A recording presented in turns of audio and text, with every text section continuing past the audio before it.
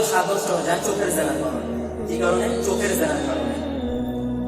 অনেকে বলেন যে ভাই নামাজ কালাম করে কিন্তু ইবাদতের স্বাদ পাই না। ইবাদতের স্বাদ আমরা পাই না কারণ আমাদের গুনাহ বেশি হয়ে যাচ্ছে, আমাদের চোখের জেনা বেশি হয়ে যাচ্ছে। আপনি 15-20 দিন 15 থেকে 20 দিন কোনো প্রকারের গান শুনবেন না, কোনো প্রকারের গান শুনবেন না, মোবাইলের মধ্যেও না, মোবাইলের বাইরেও না, কোনো দিকে না। রাস্তায় চলার সময় কোনো নয় দেখে থাকাবেন, এই চোখে হেফাজত করবেন এবং যদিও দুঃখ করে চলে যাচ্ছ নিজেকে শাসন করবেন, আল্লাহর কাছে মাফ চাবেন যেন নিজের চোখে আমরা হেফাজত করতে পারি। আর ইবাদতের স্বাদ পাই না। আজকালকে আমরা যখন নামাজ কালাম করি আমাদের মধ্যে খালি নামাজ শেষ করলে আর কি আমরা বেঁচে যাই, নামাজ শেষ করলে বেঁচে যাই। অথচ নবী সাল্লাল্লাহু আলাইহি ওয়াসাল্লাম কিভাবে নামাজ পড়তেন? নবী সাল্লাল্লাহু আলাইহি ওয়াসাল্লাম লম্বা সময় শেষ করতেন, আর আমাদের অবস্থা হলো নামাজ তাড়াতাড়ি শেষ করতে পারছি।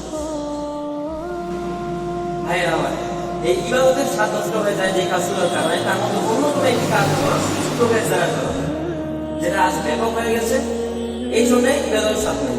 আল্লাহ আমাদের চোখের জেনা থেকে বেঁচে থাকার। আর এমনিও গুনাহের কারণেও আমাদের ইবাদতের স্বাদ আমরা নষ্ট হয়ে যাচ্ছি, আমরা পাই না।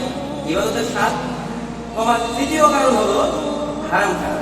আজকাল খাবারের মধ্যে এত ভেজাল, আল্লাহ মাফ করুন, আজকাল খাবারের মধ্যে এত ভেজাল, আল্লাহ মাফ করুন। এই হারাম খাওয়ার জন্য ইবাদতের স্বাদ নষ্ট হয়ে যায়। তিনটা জিনিস বললাম: চোখের জেনা থেকে বাঁচা, সকল গুনাহ থেকে বেঁচে থাকার চেষ্টা করতে থাকা, আর বিশেষভাবে আমি যা খাবো উপার্জন করবো এটা যেন হারাম না হয়।